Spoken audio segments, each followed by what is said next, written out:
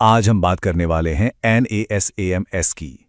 ये नाम आसमान की सुरक्षा करने वाली एक ऐसी ढाल का है जिसे आज के दौर के हवाई खतरों से लड़ने के लिए ही बनाया गया है। तो चलिए जानते हैं कि इसमें ऐसा क्या खास है। जरा इस नंबर को देखिए, लगभग $700 मिलियन। ये बहुत बड़ी रकम है। पर सवाल ये है कि आखिर ये कीमत किस चीज की है? इसका जवाब काफी दिलचस्प है। तो ये कीमत है नासाम्स एयर डिफेंस सिस्टम की एक हालिया डील की जो ताइवान के साथ हुई है। अब देखिए, एक ऐसे इलाके में जहां तनाव हमेशा बना रहता है, ये सिर्फ एक खरीद फरोख्त का मामला नहीं है। ये एक बहुत बड़ा स्ट्रेटेजिक मूव है और इसी से पता चलता है कि ये सिस्टम कितना अहम है। तो सवाल ये उठता है कि आखिर ये नैसाम्स हैं क्या भला? क्या ये सिर्फ कुछ मिसाइलें हैं जो एक जगह रख दी गई हैं, या फिर इसमें कुछ ऐसा है जो इसे दुनिया के सबसे बेहतरीन डिफेंस सिस्टम्स में से एक बनाता है? चलिए इस रात से पर्दा उठाते हैं। तो नासम्स का पूरा नाम है national advanced surface to air missile system. ये एक मीडियम रेंज का जमीन से हवा में मार करने वाला सिस्टम है। लेकिन जो बात इसे सबसे अलग बनाती है वो है इसकी पैदाइश। ये दरअसल दो देशों की टॉप टियर टेक्नोलॉजी का कह सकते हैं एक मिश्रण है।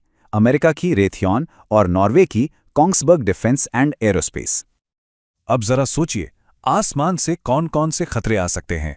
कोई तेजी से आता फाइटर जेट, कोई हेलीकॉप्टर, या फिर चुपके से घुसाया कोई ड्रोन। और क्रूज मिसाइलों को तो बिल्कुल नहीं भूल सकते। नासाम्स को इन सभी खतरों से निपटने के लिए ही डिजाइन किया गया है। ये उन्हें पहचानता है, ट्रैक करता है और हवा में ही खत्म कर देता है। ठीक है, पर ये सब होता कैसे है? मतलब इन मेटल के बक्सों और मिसाइलों के पीछे आखिर वो कौन सी टेक्नोलॉजी है जो इसे इतना इतना स्मार्ट और इतना खतरनाक बनाती है? चलिए जरा इसकी टेक्नोलॉजी को समझते हैं। 72, 72 ये सिर्फ एक नंबर नहीं है। सोचिए, एक साथ दर्जनों मिसाइलें और ड्रोन्स आपकी तरफ बढ़ रहे हैं, एक पूरा झुंड। नासैम्स एक ही वक्त में इन सभी 72 टारगेट्स को एंगेज कर सकता है। मतलब उन पर नजर रखना, उन्हें टारगेट करना। यही वो काबिलियत है जो उसे भीड़ से अलग करती है। और इसकी आंखें, वो हैं इसका जबरदस्त 360 डिग्री रडार। ये अपने चारों तरफ 75 किलोमीटर के दायरे में हर चीज पर नजर रख सकता है। मतलब कोई भी खतरा जमीन के पास पहुंचने से बहुत पहले ही इसकी पकड़ में आ जाता है और इससे तैयारी करने और जवाब देने का पूरा वक्त मिल जाता है। तो जैसे ही खतरा नजर में आता है, इसकी AIM-120 AMRAAM मिसाइलें एक्शन में आ जाती हैं। ये 30 किलोमीटर दूर तक जाकर टारगेट को हिट कर सकती हैं। इसका सीधा सा मतलब यह है कि लड़ाई को अपनी जमीन से, अपने लोगों से बहुत दूर एक सेफ डिस्टेंस पर रखा जाता है। लेकिन देखिए, इस सिस्टम की असली ताकत ना इसकी बनावट में है। ये मॉड्यूलर है, मतलब लेगो ब्लॉक्स की तरह। आप जरूरत के हिसाब से इसमें नई टेक्नोलॉजी जोड़ सकते हैं, इसे अपग्रेड कर सकते हैं। इसका अपना रडार तो पावरफुल है ही, पर यह दूसरे एयर डिफेंस सिस्टम्स के साथ जुड़कर भी काम कर सकता है। यही चीज इसे एक स्मार्ट और फ्लेक्सिबल डिफेंडर बनाती है। तो कागज पर तो ये सब बहुत अच्छा लगता है ना? लेकिन सवाल ये है कि क्या ये असल दुनिया में भी उतना ही काम का है? तो इसकी कहानी शुरू हुई थी नॉर्वे में, और आज ये दुनिया भर में सिक्योरिटी का एक बेंचमार्क बन चुका है। आइए जरा इसके सफर को देखते हैं। तो देखिए, 1994 में रॉयल नॉर्वेजियन एयरफोर्स ने इसे सबसे पहले डिप्लॉय किया और सिर्फ 10 साल के अंदर ही इसने इतना भरोसा बना लिया कि 2005 में इसे दुनिया की शायद सबसे महफूज जगह, अमेरिकी राजधानी वॉशिंगटन डीसी के एयर डिफेंस का हिस्सा बना दिया गया।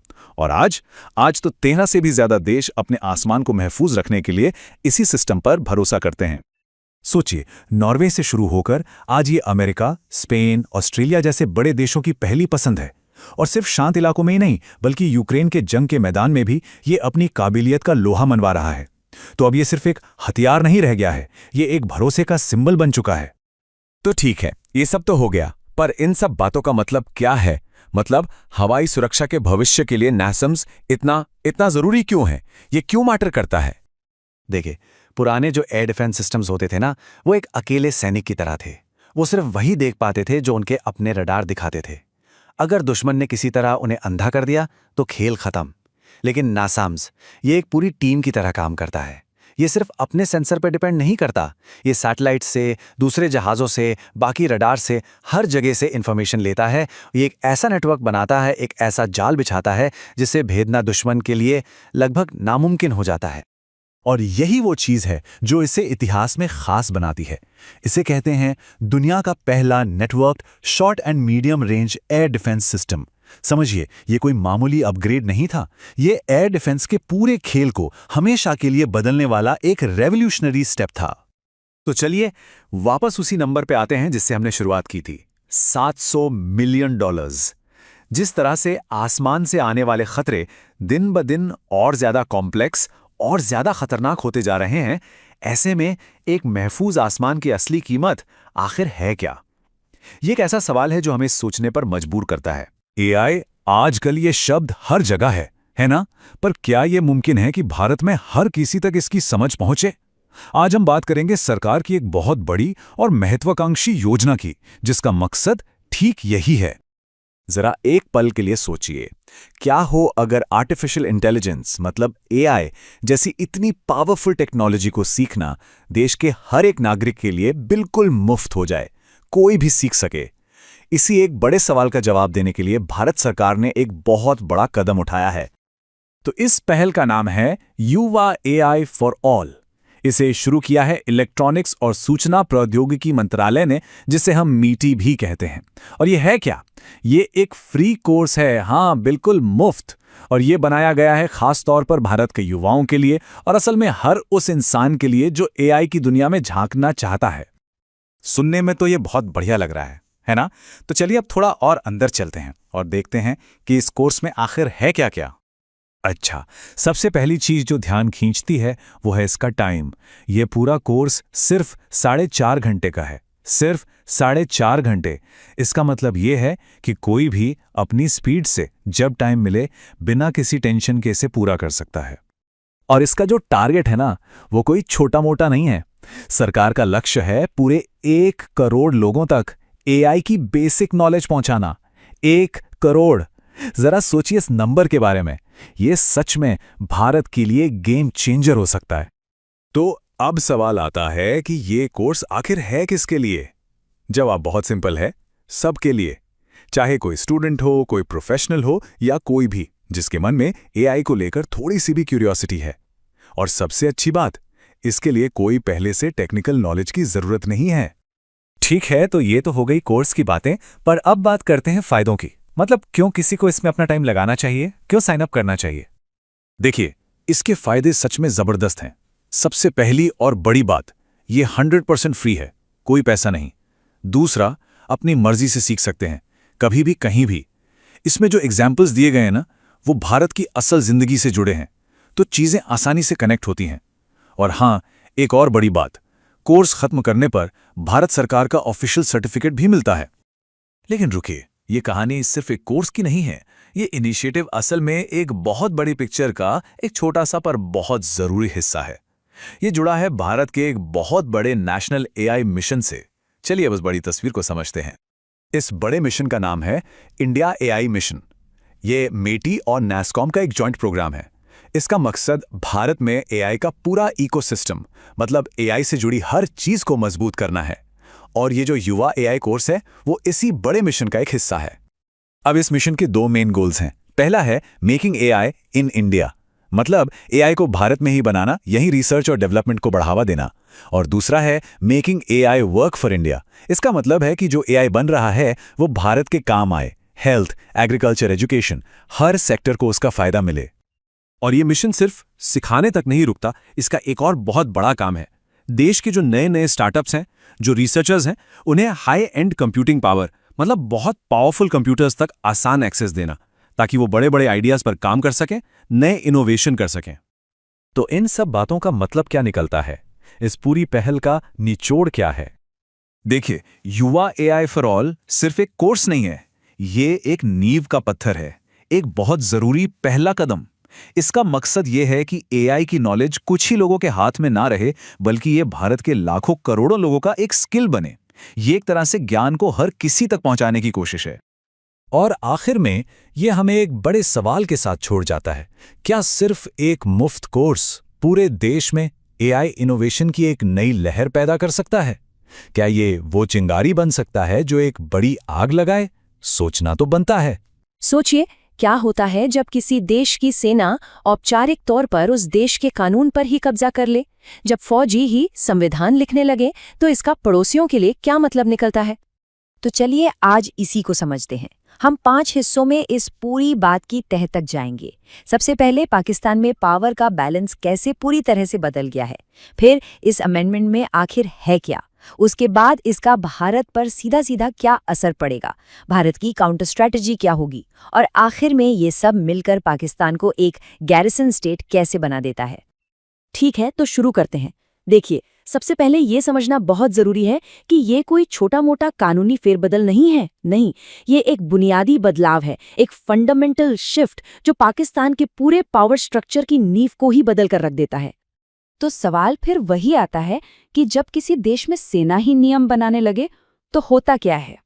और ये कोई हाइपोथेटिकल सवाल नहीं है, है ना? ये एक जमीनी हकीकत है जिसका सामना अब इस पूरे रीजन को करना होगा। और इसका जवाब बिल्कुल सीधा है। पाकिस्तान का 27वां संशोधन लोकतंत्र की जड़ों को कमजोर करके सेना को सरकार और देश के ऊपर स्थापित कर देता है। और यहाँ सबसे गौर करने वाली बात यह है कि जो कंट्रोल पहले पर्दे के पीछे से चलता था ना, अब उसे बाकायदा कानूनी जामा पहना दिया गया है। तो चलिए अब ये देखते हैं कि आखिर ये बदलाव किया कैसे गया। मतलब इस संशोधन में ऐसा क्या है जो सेना को इतनी जबरदस्त पावर दे देता है? अब जरा इन 4 पिलर्स पर नजर डालिए। यही वो बुनियाद है जिस पर सेना का पूरा कंट्रोल टिका है। पहला, एक नया पद बनाया गया है, चीफ ऑफ डिफेंस फोर्सेस, जो हमेशा आर्मी चीफ ही होगा, यानी नेवी और एयरफोर्स भी सीधे उसके अंडर। दूसरा, 5 स्टार ऑफिसर्स को पूरी कानूनी इम्यूनिटी, मतलब राष्ट्रपति से भी ज्यादा। तीसरा, एक नया फेडरल कोर्ट जो संवैधानिक मामलों में सुप्रीम कोर्ट को भी ओवररूल कर देगा, यानी जुडिशरी का कंट्रोल भी खत्म। और चौथा, फॉरेन पॉलिसी अब सीधे सेना तय करेगी, सिविलियन नेताओं से कोई लेना देना नहीं। ठीक है, तो ये तो हुई पाकिस्तान के अंदर की बात, लेकिन इसका भारत के लिए क्या मतलब है? सीधी सी बात है, इस संशोधन का मतलब है एक ऐसा पड़ोसी जो पहले से कहीं ज्यादा आक्रामक और अनप्रिडिक्टेबल होगा। तो हमारे सामने अब कौन कौन से नए खतरे हैं? चलिए एक एक करके देखते हैं। सबसे पहले, मिलिट्री कंट्रोल बढ़ने का मतलब है कि जैश और लश्कर जैसे आतंकी गुटों को और खुली छूट मिल सकती है।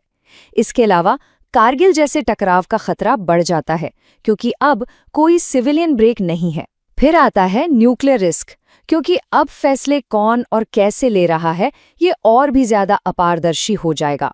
कश्मीर पर किसी भी तरह के समझौते की गुंजाइश लगभग खत्म हो जाती है। और आखिर में बातचीत के जो भी थोड़े बहुत रास्ते थे वो भी अब बंद हो जाते हैं। इसे ऐसे समझिए, संशोधन से पहले क्या होता था? बैक चैनल्स थे, ट्रैक 2 डायलॉग्स होते थे, मतलब बातचीत की एक खिड़की हमेशा खुली रहती थी जहां सिविलियन लोग तनाव कम कर सकते थे। पर अब जब फॉरेन पॉलिसी ही सेना चलाएगी तो इन रास्तों का कोई मतलब ही नहीं रह जाता, वो पूरी तरह इररेलेवेंट हो गए हैं। तो सवाल ये है कि इस नए और कह सकते हैं काफी गंभीर चैलेंज से निपटने के लिए भारत का काउंटर प्लान क्या है? और यहाँ बात सिर्फ रिएक्शन की नहीं है, बल्कि प्रोएक्टिव तैयारी की है। भारत की रणनीति इन 5 कदमों पर आधारित होनी चाहिए। स्टेप 1, इंटेलिजेंस को पूरी तरह से ओवरहॉल करना, जिसमें ह्यूमन और टेकेंट दोनों शामिल हैं।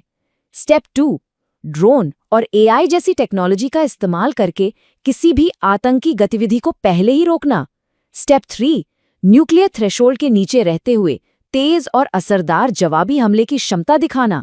स्टेप 4, अपनी न्यूक्लियर रेड लाइंस को लेकर कोई कंफ्यूजन नहीं छोड़ना, बिल्कुल साफ रखना। और स्टेप 5, ग्लोबल स्टेज पर प्रोएक्टिवली अपना नैरेटिव सेट करना। ये जो 5वां कदम है, डिप्लोमैटिक ऑफेंसिव, ये सुनने में थोड़ा भारी लगता है, पर इसका मतलब बहुत सीधा है। मतलब ये कि अब किसी घटना के बाद सिर्फ सफाई देने या रिएक्ट करने के बजाय पहले से ही दुनिया के सामने अपना नजरिया मजबूती से रखा जाए। जैसे ऑपरेशन सिंदूर के वक्त भारत की प्रतिक्रिया थोड़ी धीमी थी, जिससे दूसरे नैरेटिव को फैलने का मौका मिल गया था। भविष्य में इसी चीज से बचना है। तो अब हम आते हैं सबसे अहम बात पर। हमें ये समझना होगा कि ये जो कुछ भी हुआ है, ये कोई टेम्पररी फेज नहीं है, ये एक परमानेंट शिफ्ट है जियोपॉलिटिकल लैंडस्केप में। ये जो कोट है, ये पूरी सिचुएशन को एक लाइन में समेट देता है, गैरिसन स्टेट। इसका मतलब क्या है? इसका मतलब है एक ऐसा देश जहां सेना सिर्फ देश की रक्षा नहीं करती, बल्कि सेना ही देश बन जाती है, जहां मिलिट्री की प्राथमिकताएं आम लोगों की जरूरतों से हमेशा ऊपर होती हैं। और पाकिस्तान अब सिर्फ प्रैक्टिस में नहीं, बल्कि कानूनन एक गैरिसन स्टेट बन चुका है। यही नई हकीकत है और भारत समेत पूरी दुनिया को इसके लिए तैयार रहना होगा। और आखिर में ये सब हमें एक बहुत ही जरूरी सवाल के साथ छोड़ जाता है। जब डिप्लोमेसी के दरवाजे बंद होने लगते हैं, जब बातचीत की गुंजाइश खत्म हो जाती है, तो फिर उसकी जगह कौन लेता है? शायद इस पूरे रीजन का भविष्य इसी एक सवाल के जवाब में छिपा है। नमस्ते। आज हम एक ऐसी कहानी पर बात करने वाले हैं जो किसी जासूसी थ्रिलर से कम नहीं है। इसमें आर्टिफिशियल इंटेलिजेंस है, इंटरनेशनल साजिश है और करोड़ों डॉलर के फाइटर जेट्स भी हैं। तो कहानी का सबसे बड़ा और चौंकाने वाला सवाल ये है, क्या सिर्फ एक नकली फोटो जो शायद किसी वीडियो गेम से ली गई हो, करोड़ों डॉलर की एक असली डिफेंस डील को कैंसिल करवा सकती है? और यकीन मानिए, अमेरिका की एक नई रिपोर्ट कहती है कि हाँ, ऐसा हो सकता है। रिपोर्ट का दावा है कि चीन ने ठीक यही करने के लिए एआई और गलत जानकारी का इस्तेमाल किया। चलिए इस पूरे मामले की तह तक चलते हैं। तो सबसे पहले बात करते हैं कि ये सब किया कैसे गया। तरीका बड़ा ही दिलचस्प है। इसे फैंटम मलबा कहा जा सकता है, मतलब वो मलबा जो असल में कभी था ही नहीं। तो रिपोर्ट के मुताबिक चीन ने एक पूरा डिसइंफॉर्मेशन कैंपेन चलाया और उनका निशाना कौन था? फ्रांस के मशहूर राफेल फाइटर जेट्स। तरीका क्या था? नकली सोशल मीडिया अकाउंट्स। और हथियार वो थीं एआई और वीडियो गेम से बनाई गई तस्वीरें, जिनमें यह दिखाया गया कि राफेल जेट्स तबाह हो गए हैं और ये उनका मलबा है। अब आगे बढ़ने से पहले ये समझ लेना जरूरी है कि डिसइंफॉर्मेशन कैंपेन आखिर होता क्या है। इसका सीधा सा मतलब है किसी को गुमराह करने या धोखा देने के इरादे से जानबूझकर गलत जानकारी बनाना और फिर उसे फैलाना। मतलब ये सिर्फ कोई अफवाह नहीं है, ये एक सोची समझी चाल है। तो सवाल ये है कि आखिर ये सब किया क्यों गया? और इसका जवाब छिपा है पैसों और पावर के एक बहुत बड़े खेल में। इस कहानी में मैदान में दो बड़े खिलाड़ी हैं। एक तरफ है फ्रांस का राफेल जेट, जो कि एक आजमाया हुआ 4.5 जनरेशन का फाइटर है और दुनिया के हथियार बाजार में इसका बड़ा नाम है। और दूसरी तरफ है चीन का नया J-35, जो कि एक 5th जनरेशन का फाइटर है और चीन इसे दुनिया भर में बेचना चाहता है। तो रिपोर्ट के मुताबिक राफेल को बदनाम करने की कोशिश की गई ताकि J-35 को सीधा सीधा फायदा हो सके। अब सवाल यह है कि इस पूरे अभियान के लिए सही मौका आखिर मिला कैसे? रिपोर्ट की माने तो ये सब एक असली जंग के बीच हुआ। देखिए, रिपोर्ट एक पूरी टाइमलाइन बताती है। सब कुछ शुरू हुआ मई में पहलगाम में हुए आतंकी हमलों से, जिसके बाद भारत और पाकिस्तान के बीच बॉर्डर पे तनाव बढ़ गया। रिपोर्ट में यह भी दावा है कि इसी दौरान चीन ने पाकिस्तान को भारतीय मिलिट्री ठिकानों की लाइव जानकारी दी। और जैसे ही ये सब थोड़ा शांत हुआ, जून 2025 में चीन ने पाकिस्तान को अपने एडवांस्ड हथियार बेचने का ऑफर दे दिया। लेकिन रिपोर्ट कहती है कि चीन के लिए यह सिर्फ एक छोटी मोटी झड़प नहीं थी। नहीं, ये तो एक सुनहरा मौका था। एक ऐसा मौका जहां चीन अपने सबसे नए, सबसे खतरनाक हथियारों को असली जंग में टेस्ट कर सकता था। रिपोर्ट के मुताबिक यह पहली बार था जब चीन का HQ-9 air defence system, PL-15 मिसाइलें और J-10 फाइटर जेट्स को असली लड़ाई में इस्तेमाल किया गया। मतलब एक तरह से रियल वर्ल्ड टेस्टिंग चल रही थी। चलिए अब सबसे जरूरी बात पर आते हैं। इस पूरे डिसइंफॉर्मेशन कैंपेन का नतीजा क्या निकला? क्या इसका कोई असर भी हुआ? रिपोर्ट के हिसाब से इनकी पूरी स्ट्रैटेजी या कहें कि प्लेबुक बहुत सिंपल थी। स्टेप 1, राफेल जेट के मलबे की नकली एआई और वीडियो गेम वाली तस्वीरें बनाओ। स्टेप 2, इन तस्वीरों को फेक सोशल मीडिया अकाउंट से खूब फैलाओ। और स्टेप 3, जो सबसे जरूरी था, इन तस्वीरों का इस्तेमाल करके दूसरे देशों की सरकारों को डराओ ताकि वो राफेल खरीदने का फैसला बदल दे। और नतीजा? रिपोर्ट के मुताबिक ये प्लान कामयाब रहा। देखिए, इंडोनेशिया फ्रांस से राफेल जेट खरीदने की डील कर रहा था, लेकिन इस अभियान के बाद वो डील रुक गई।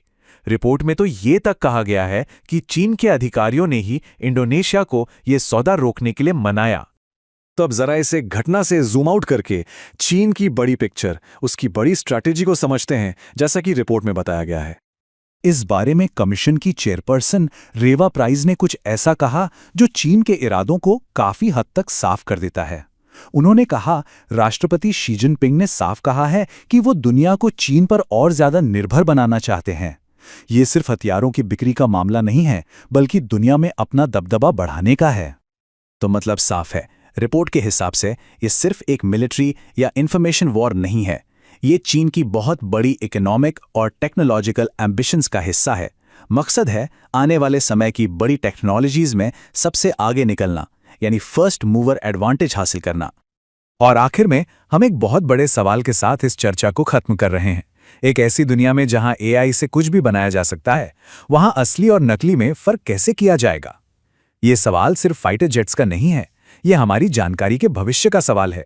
नमस्कार, आज हम एक बहुत ही जरूरी चेतावनी पर बात करने वाले हैं। अगर कभी ऑनलाइन बॉन्ड में निवेश करने का ख्याल मन में आया है, तो ये जानना बहुत जरूरी है कि भारत के मार्केट रेगुलेटर सेबी ने एक अर्जेंट मैसेज जारी किया है, जिसे बिल्कुल भी नजरअंदाज नहीं किया जाना चाहिए। तो सीधा सवाल यही उठता है, जब कोई निवेशक किसी ऑनलाइन प्लेटफॉर्म के जरिए बॉन्ड्स में अपना पैसा लगाता है, तो क्या वो पैसा वाकई में सेफ है? आज के दौर में ये एक ऐसा सवाल है जो हर छोटे बड़े निवेशक के लिए बहुत ज्यादा मायने रखता है। तो चलिए सीधे मुद्दे पर आते हैं। हुआ यह है कि भारतीय प्रतिभूति और विनिमय बोर्ड यानी सेबी ने एक बहुत ही क्रिटिकल पब्लिक वार्निंग जारी की है, और इस पर हम सभी को ध्यान देने की जरूरत है। ये शब्द सीधे सेबी के हैं। अगर इसे आसान भाषा में समझें तो इसका मतलब है कि अगर कोई किसी अनरजिस्टर्ड प्लेटफॉर्म के जरिए निवेश करता है और कल को कुछ गड़बड़ हो जाती है, तो उसके पैसे की सुरक्षा के लिए या उसकी शिकायत सुनने के लिए कोई सिस्टम है ही नहीं। मतलब निवेशक वहां बिल्कुल अकेला पड़ जाता है। अच्छा, इन जोखिमों को और गहराई से समझने से पहले एक कदम पीछे लेते हैं और ये समझते हैं कि ये ऑनलाइन बॉन्ड प्लेटफॉर्म्स आखिर हैं क्या, जिनकी हम बात कर रहे हैं। तो ये जो ऑनलाइन बॉन्ड प्लेटफॉर्म प्रोवाइडर्स हैं, या जिन्हें हम शॉर्ट में OBPS कहते हैं, ये असल में एक तरह के डिजिटल मार्केटप्लेस हैं। ये वो जगह हैं जहां रिटेल और बड़े संस्थागत निवेशक दोनों ही बॉन्ड्स जैसे फिक्स्ड इनकम प्रोडक्ट्स में बड़ी आसानी से पैसा लगा सकते हैं।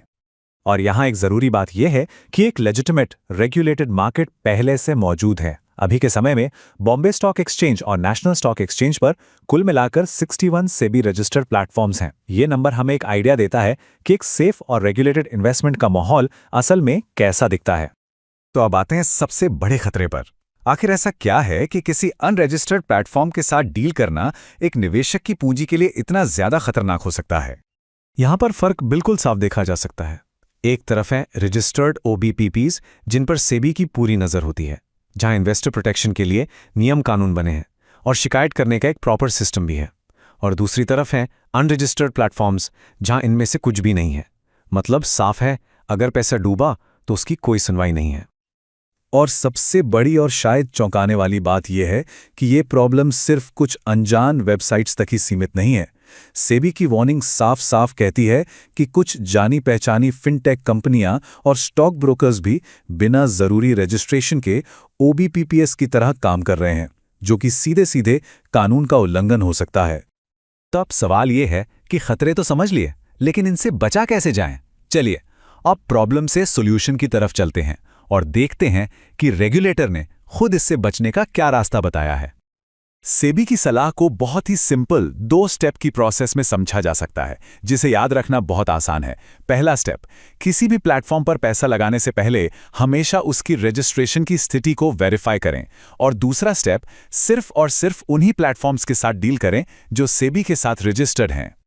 तो कुल मिलाकर बात बस इतनी सी है, बॉन्ड मार्केट में अपने निवेश को सेफ रखने की चाबी एक ही है, वेरिफिकेशन। कोई भी पैसा लगाने से पहले बस एक बार ये जांच लेना कि प्लेटफॉर्म रजिस्टर्ड है या नहीं, शायद एक निवेशक के लिए सबसे जरूरी कदम है। तो अगली बार जब भी कोई निवेश का मौका दिखे, तो बस एक पल रुककर ये सोचना है, इन्वेस्ट बटन दबाने से पहले क्या वो सबसे जरूरी सवाल पूछ लिया गया है? ये एक ऐसा सवाल है जो हर निवेश के फैसले के साथ हमेशा दिमाग में रहना चाहिए।